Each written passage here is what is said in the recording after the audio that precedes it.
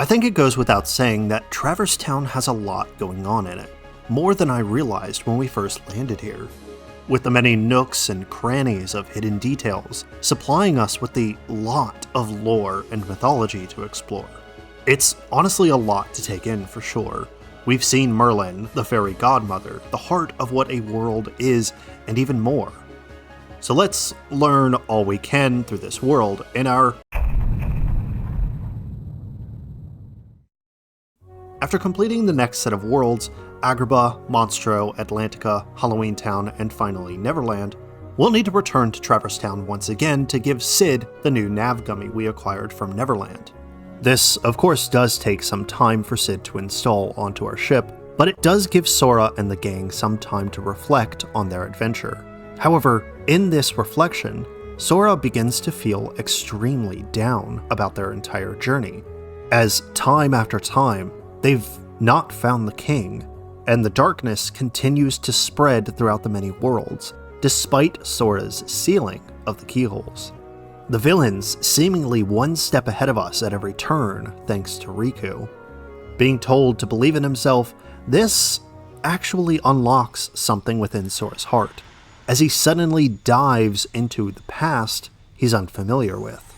To be more specific, Kairi's past, where he witnesses her and her grandmother in a location we've not seen yet, as Kairi's grandmother spins us a tale of the creation of the darkness.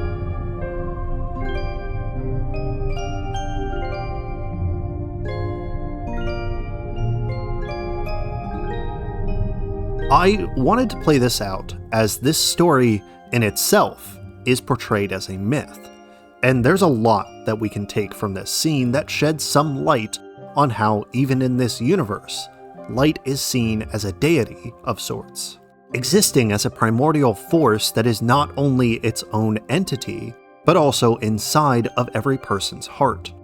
We can tell that this deified light is on par with our own solar deities, as Kairi's grandmother informs us that the people were bathed in the warmth of the light.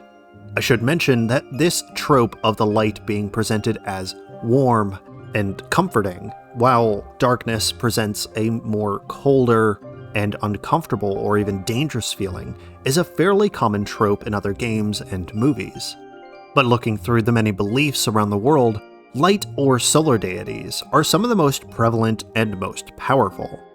Within Baltic myth, Devas was the primordial god of light and of the sky. Being seen as the most powerful god of creation, Devas existed as both a force throughout the universe as well as a physical manifestation of light among the people. The Maori of New Zealand viewed the primal deity Ao as the personification of light, spreading his warmth throughout the world for his worshippers, with some even believing that Ao's light can be found throughout the deepest darkness of the world, as his light could never be snuffed out, which oddly enough connects us back to the grandmother's story, as she does mention later on that the light continued to exist in the hearts of children, even through the darkness. A small fact that may also help in explaining why Sora, Kairi, and Riku start their journey on the gorgeous Destiny Islands, as New Zealand itself is a set of immaculate islands. But referring back to the darkness, there's something that I find really interesting here, as many myths around the world explain that the darkness was the first to exist, equating the vast nothingness within the universe as the darkness, and that through it came light to create an equilibrium.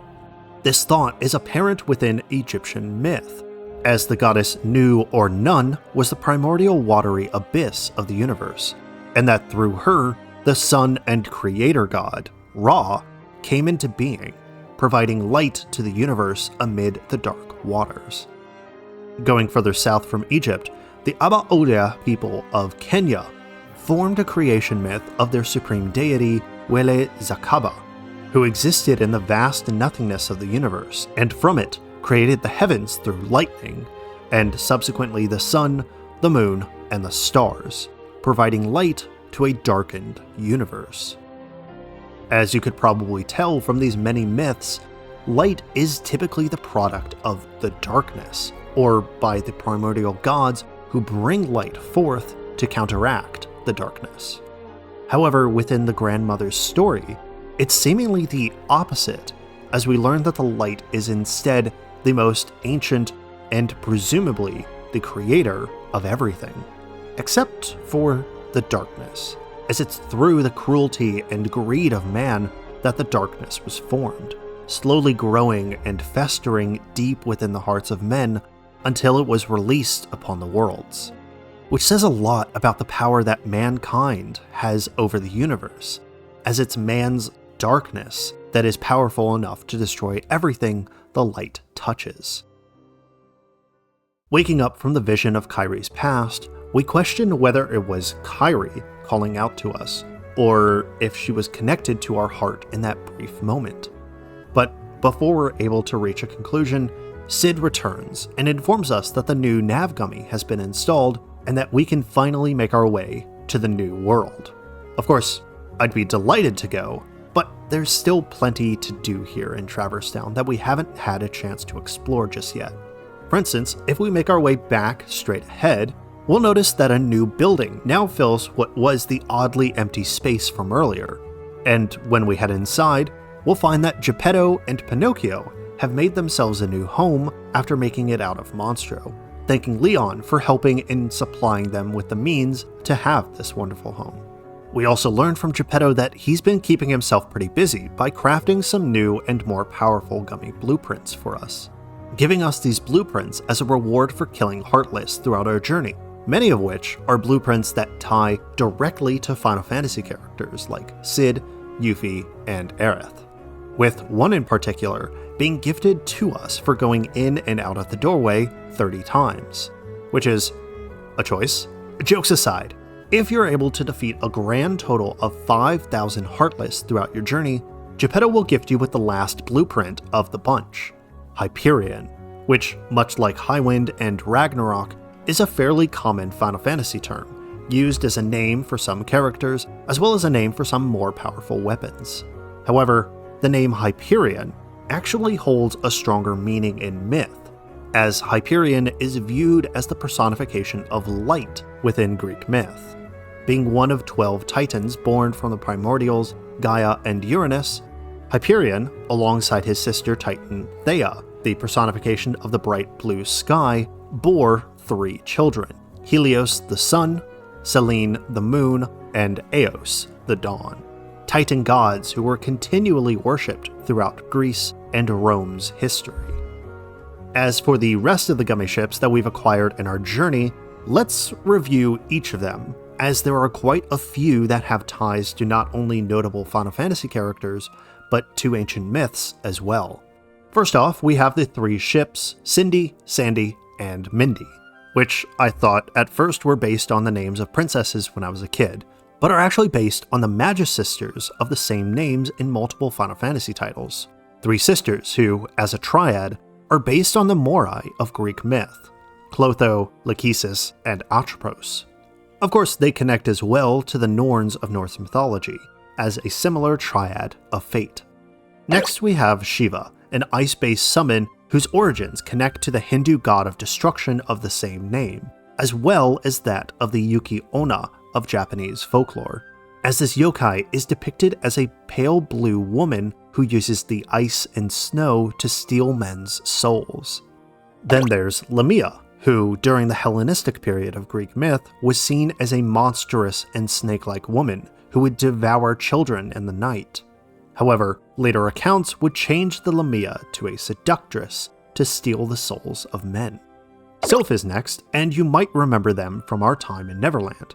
But in brief, this elemental spirit comes from the folklore of the 16th century through the alchemist Paracelsus, and is typically viewed as much the same as fairies or pixies. Next up is Carbuncle, who's been both a summon and side character throughout the Final Fantasy series.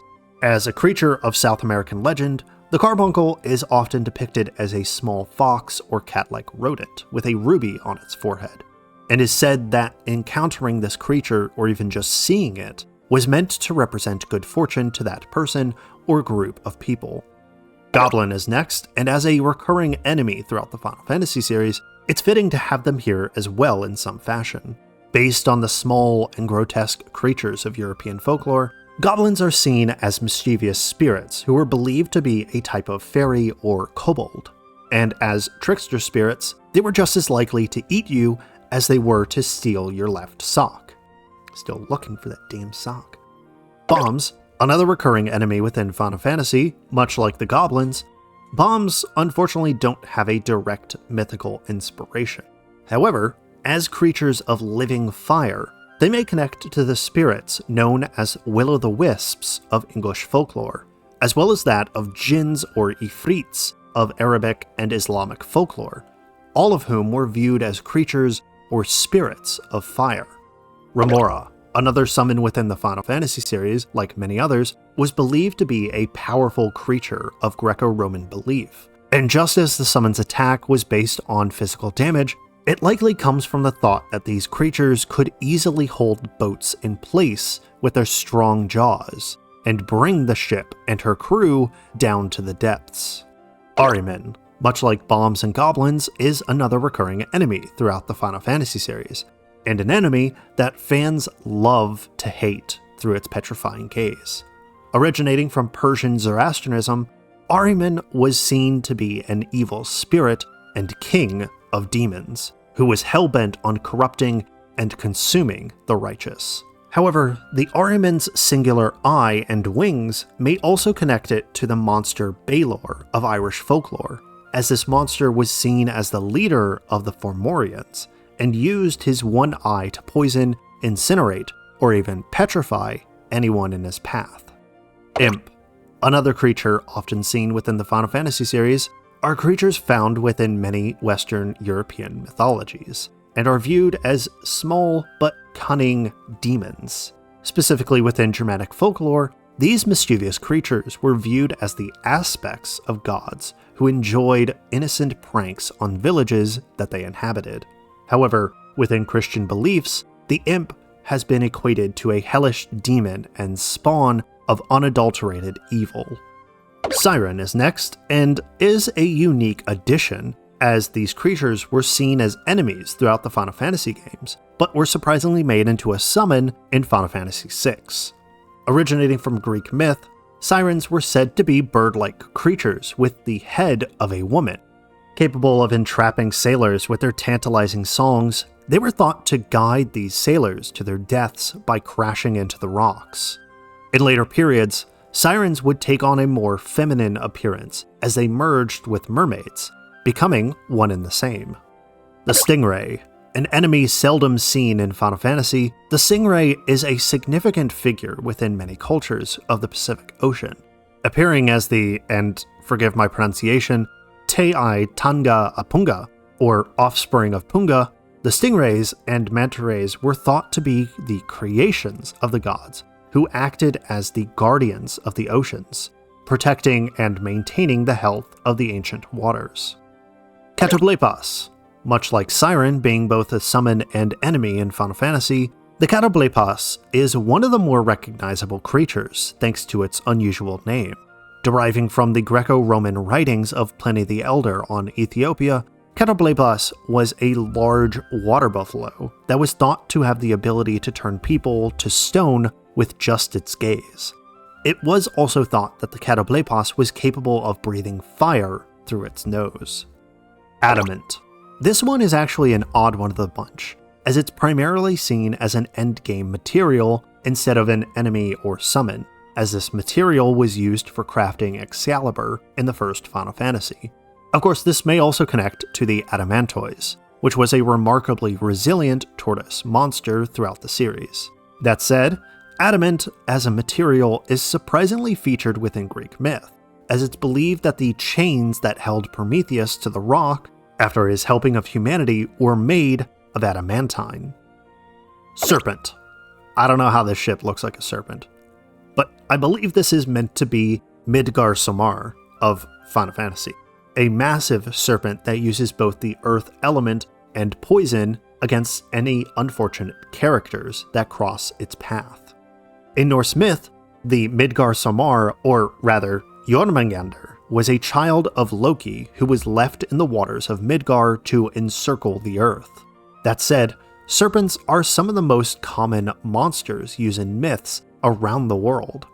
In traditional Chinese belief, the serpentine dragon was seen as a divine creature that represented the rule of the emperor, whereas the European dragons were seen as the devilish serpents, meant only to cause harm to the innocent.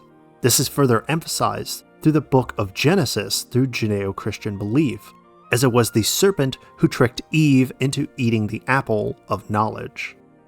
Ifrit. One of the most powerful summons in Final Fantasy alongside Shiva and Ramu, Ifrit is seen through Arabic and Islamic mythology as a demon of the underworld that is often associated with hellfire.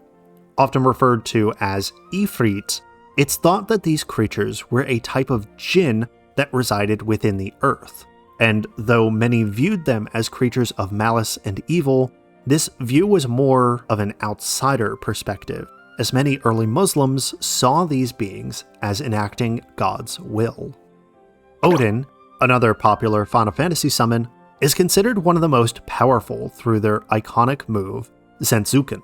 Taking their name from Norse mythology, Odin was seen as the Allfather and leader of the Aesir, who lived within the realm of Asgard. And though he appears riding his 8-legged steed Sleipnir, Odin's appearance as a summon was more than likely inspired by feudal Japan's samurai, as soldiers would often wear helmets and masks depicting the horns and fangs of Oni, demons of Japanese folklore.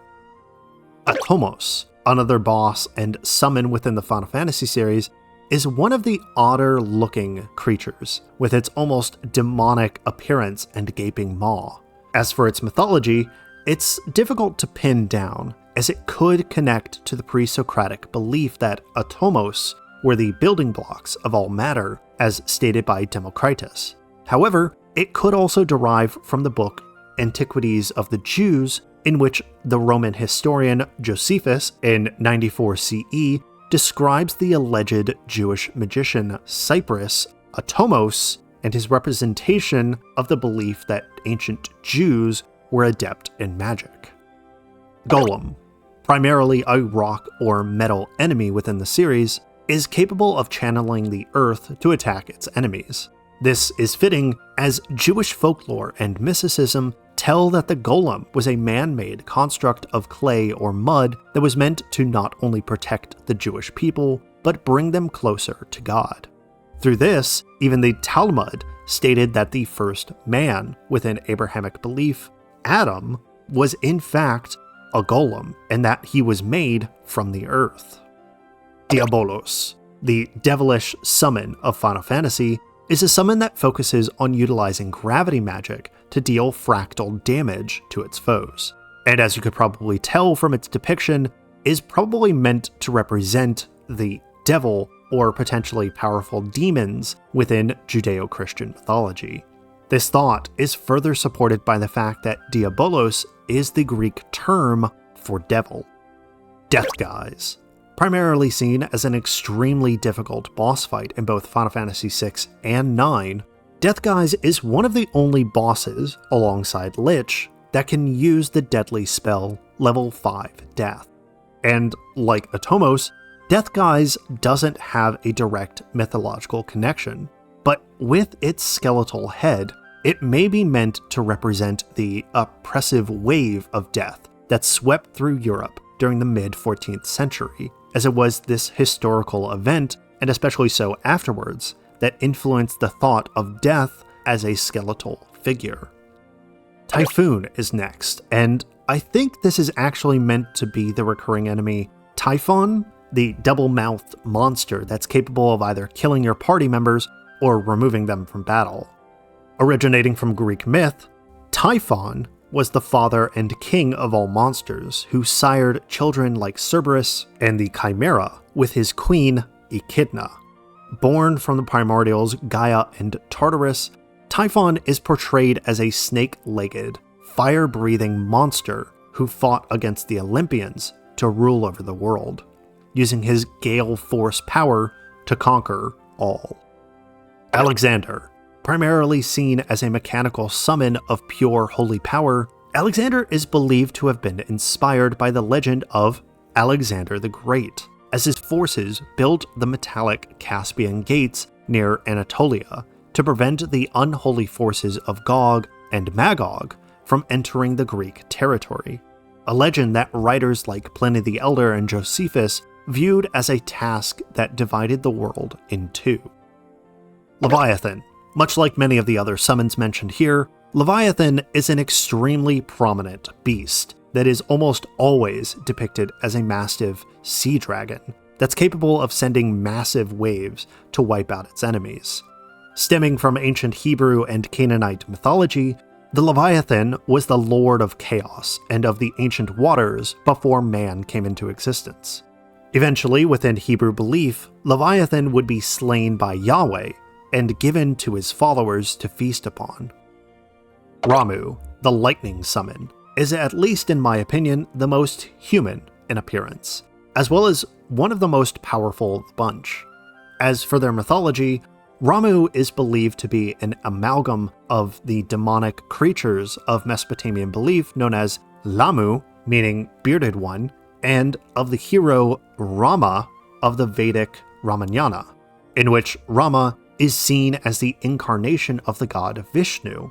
However, he could also partly derive from the Hebrew Ra'am, that translates to thunder, giving Ramu his electric depiction. Omega, often used as a moniker to refer to the final superboss of many of the Final Fantasy games, Omega fills much the same role here in Kingdom Hearts, as the Omega Heartless Gummi Ships are the last you see before getting to the final world. As the final letter of the Greek alphabet, Omega was meant to represent the last, or end of a set of something. What's interesting is that within Judeo-Christian belief, God is seen as both the Alpha, or the first, and the Omega, the last, meaning that God was the beginning of everything and will be the end of everything as well. Valefor. Being the very first summon Yuna gains in Final Fantasy X, Valefor's physical appearance is that of a bird with the wings of a bat, an oddly fitting design, as according to demonology, the being Valefar is a duke of hell who tempts unfortunate souls to steal and corrupt their hearts, only to then steal their mortal lives, dragging that person to hell. Poo-Poo is next, and this alien made its debut in Final Fantasy VIII as a passive enemy as part of a side quest. More than likely, this was meant to be a fun homage to the Dragon Quest series, as the slimes look slightly similar, although I just see these little guys as chows from Sonic. That said, the alien in a flying saucer trope is a fairly common conspiracy that many believe in, as UFOs flying and abducting people all over the world. Of course, the thought of otherworldly beings in the sky is extremely common within many beliefs around the world, and UFOs, or gods, has been a typical explanation for the unknown of our skies, as well as that of the stars. Cerberus, the three-headed dog of the underworld, is another recurring enemy within the Final Fantasy series. It is often a powerful boss that can easily defeat the party in one fell swoop. Found in Greek myth, Cerberus, as mentioned earlier, was the son of Typhon and Echidna, and was the guardian of the entrance to the underworld. In one encounter with the best boy of Greek myth, the hero Heracles was tasked with entering the underworld, wrestling the beast into submission before bringing him back to King Eurystheus to complete his labors. Tonberry, probably the most iconic Final Fantasy creature, next to Chocobos of course, Tonberries are the definition of big things in small packages, as it's capable of causing instant death with its chef knife. Believed to be another amalgamation, the tonberry combines the oddity of the umibozu of Japanese folklore and the story of Stingy Jack, as his jack-o'-lantern and the ghostly apparition of the will-o'-the-wisps of English folklore, a combination that's sure to scare any soul to death. Ixion, the lightning unicorn summon of Final Fantasy X, is believed to originate from the king of the same name within Greek myth. The myth states that Ixion desired nothing more than to be with Hera, and when he was given a chance to travel to Olympus, Zeus tricked him into laying with a cloud look-alike of the goddess. This, in turn, created the centaurs, and Ixion was later condemned to Tartarus for his actions. It's through this and the wits of Zeus that Ixion is now seen as a horse with a lightning bolt horn. Pandemonium. This one's interesting, as it's both inspired by the location of the same name and the summon, Pandemona, in Final Fantasy VIII. In either case, Pandemonium is seen as the capital of hell, and the embodiment of absolute evil and malice. Described in the 17th century epic Paradise Lost by John Milton in 1667, Pandemonium represents the entirety of hell and its torturous inhabitants. Gilgamesh. This is one of my favorites, as Gilgamesh has often been a summon or side character who has been rather humorous in every Final Fantasy he's in, while also being one of the most powerful to summon. Unsurprisingly, Gilgamesh takes their inspiration from the king of Uruk of the same name, and the hero of the most ancient epic poem in Mesopotamia. In addition, Gilgamesh takes their design in part from the famous mythical Japanese warrior Benkei, a samurai who was said to have wielded 1,000 weapons. Phoenix, the summon of fire and rebirth, that has progressively taken a more prominence as a summon in the Final Fantasy series, that has continued to be expanded upon by becoming a central character in the most recent Final Fantasy XVI. Derived from both Greek and Egyptian beliefs, it was thought that the Phoenix could live for 500 years, flying around northern Africa and the Arabian Peninsula before returning to its nest. There, the Phoenix would then lay an egg and would envelop it as it died. After some time, the Phoenix would re-emerge as a young chick from the egg and repeat the process of life and death. And though the Phoenix of Egyptian and Greek belief was a symbol of fire and rebirth, its more colorful appearance is likely derived from both the Chinese Fanghuang and the Japanese Ho'o. Eden, primarily known as the most powerful guardian force in Final Fantasy VIII, is a being that is both angelic and frightening in its appearance and usage, as Eden easily represents the more classical depiction of angels within Hebrew belief. That said, Eden, according to the Old Testament, was the first home for mankind, the home of Adam and Eve, where both mingled with animals and angels equally before their eventual downfall after eating the apple from the tree of knowledge of good and evil. And finally we have Bahamut, the ultimate Gummi Ship gained from completing every single Gummi Ship mission in Kingdom Hearts.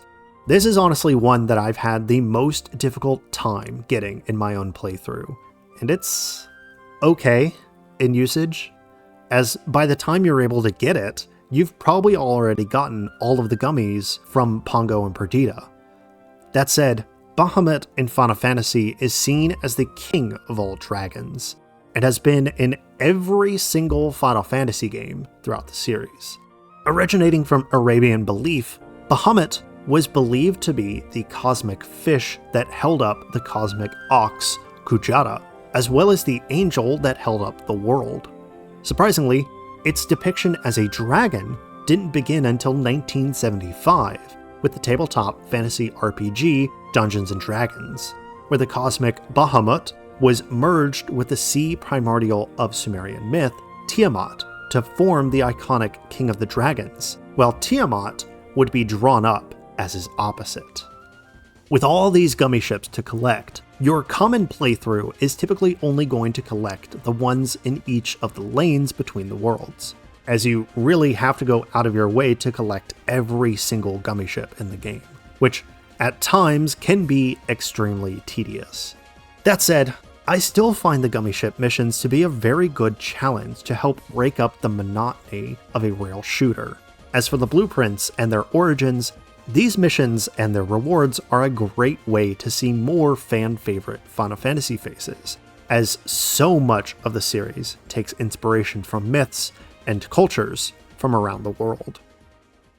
Back on our journey through Traverse Town, there's another portion of the first district we're finally able to explore during our third visit. Entering into the accessory shop, we now see that there's a Moogle standing there with a green trinity in the middle of the floor for us to interact with.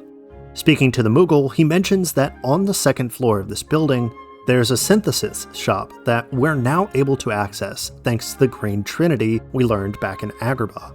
Climbing up the ladder, we find it to be a quaint little shop where we can use the dozens of materials we've collected throughout our journey to craft some of the best gear in the game, like ribbon and the gang's ultimate weapons. Obviously, a fair number of these items relate to certain mythical figures, but before we do that, let's talk about these adorable mascots of Final Fantasy.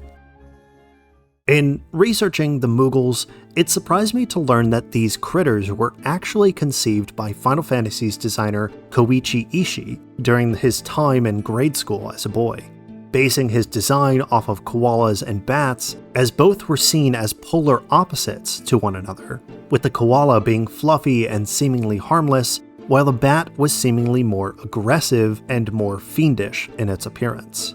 This is emphasized further as the Japanese name for the Moogle is Moguri, being a combination of the word Mogura for mole and Komori for bat. So then, how do the Moogles tie in with mythology? Well, this comes down to the chimeric nature of these small and unassuming creatures, as the combining of two or more animals into one specific creature is meant to represent a perfect union of differing ideas into one singular concept. This creation of a chimera is seen within nearly every culture and is believed to be based on a few factors, from the wild animals that posed a threat to ancient peoples to those animals that society venerated. Providing some examples of this, we can look to Japanese folklore, for instance, with the Honengame, as it's portrayed as having the face of a woman and the body of an aquatic turtle. In North Africa, some believed in what's known as the were-hyena, and within Greece, we have the chimera, just to name a few. All of these creatures, in a sense, were monsters, but differed in personality and reverence within their respective regions. As for the Moogles, and their being the combination of a koala and a bat, this design might emphasize the soft and almost teddy bear appearance to help us associate them as friends. This is why in nearly every Final Fantasy game, they're almost always helping us in some manner. As for the Moogles' bat wings, this is more than likely meant to show that this seemingly ordinary and fluffy creature is a lot more powerful and aggressive than we would initially assume, as these small and furry creatures create the most powerful and deadly items in the game. This actually brings me to my other point I want to make about their original placement in the Final Fantasy series, as Final Fantasy III's producer, Hiromuchi Tanaka, once stated that the Moogles were originally meant to be a race that lived and worked in the caves alongside the dwarves. And seeing as both the Moogles and the dwarves of Final Fantasy III are natural crafters and cave-dwelling races, it's only fitting to recognize their similarity to the dwarves of Norse mythology. Known as the Vrgar, the dwarves, according to the writer Snorri Sturluson, are depicted as the maggots of the mountain, not in any bad way, but instead as a way to express their prowess in easily digging through the roots of a mountain. And though their appearance isn't fully conveyed through the Eddas, we do know that they were of short stature and were master craftsmen, just like their elven counterparts. Two such dwarves, now famous thanks to the God of War series, were the brothers Brock and Eitri, who had crafted Thor's incredible weapon Mjolnir and Odin's illustrious ring Draupnir after agreeing to a competition against the sons of Ivaldi.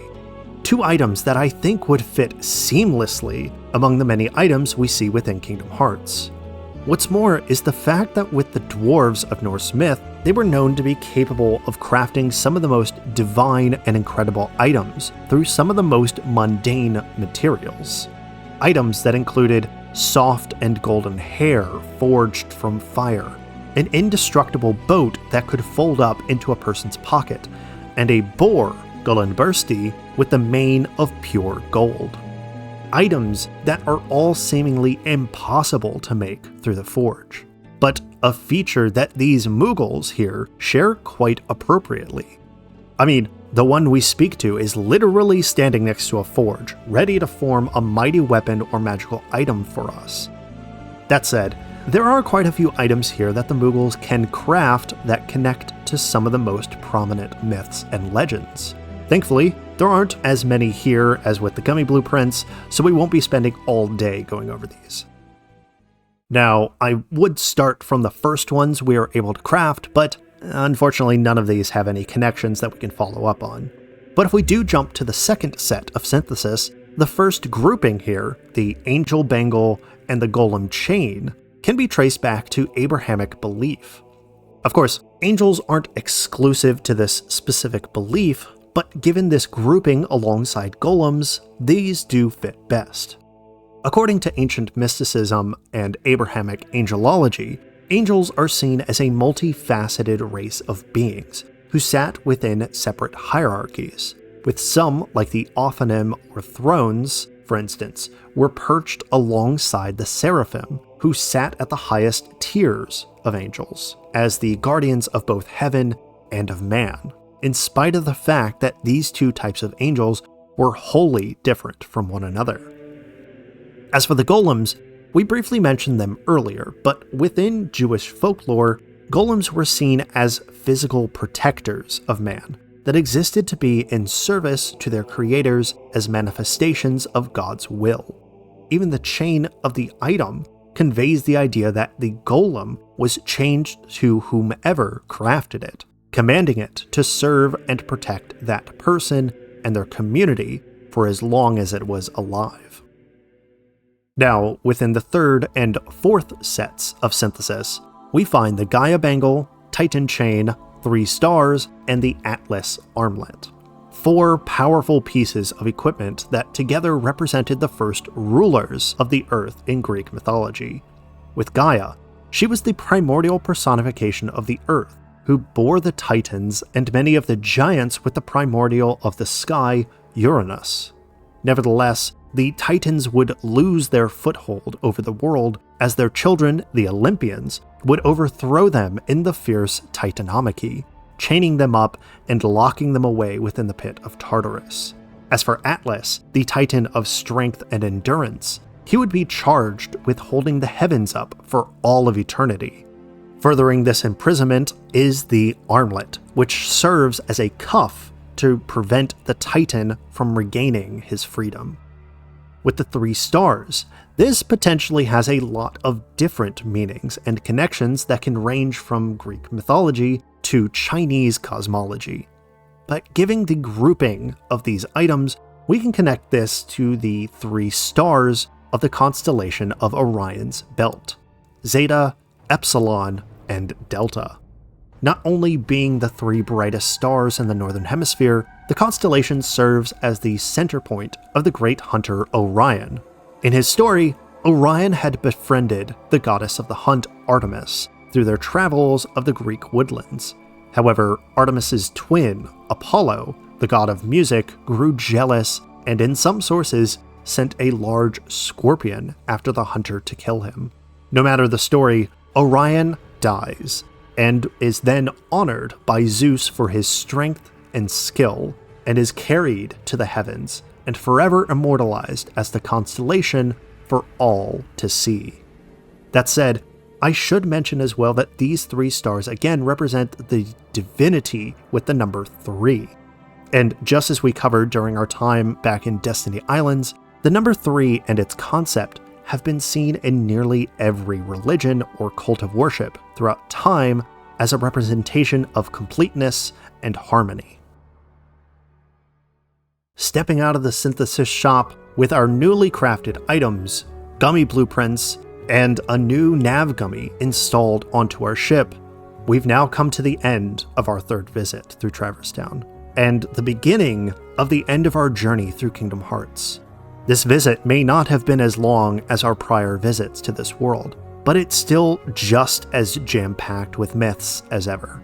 From the meanings behind the Final Fantasy crew to the story that Kairi's grandmother tells us, the mythology in this world is astounding to say the least, and there's still so much more to explore. However, our path now takes us into a world of the unknown, a bastion of stories and myths that are our darkest yet. 3 visits down, and yet there's still so much to learn about in not only Traverse Town, but in our last 2 worlds as well. These explorations have been a blast to run through and research, and if you're just as excited about them as I am, then I highly recommend joining our growing community of gamers and historians. Whether you subscribe to the channel, like the video, comment on your favorite moment, or correct a piece of mythology, your support means more than you know.